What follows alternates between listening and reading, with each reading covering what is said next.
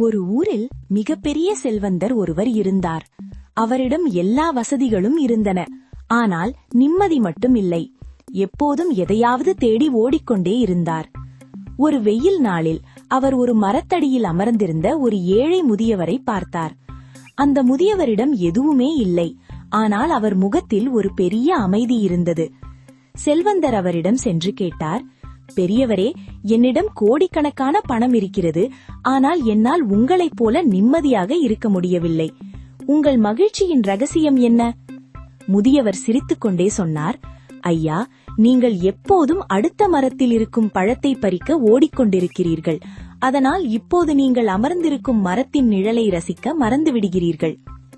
நீதி: எதிர்காலத்தை பற்றிய கவலையிலும் இல்லாத ஒன்றை தேடும் ஆசையிலும் நம்மிடம் இப்போது இருக்கும் சந்தோஷங்களை நாம் அனுபவிக்க தவறிவிடுகிறோம். உள்ளதை வைத்து திருப்தி அடைவதே உண்மையான மகிழ்ச்சி.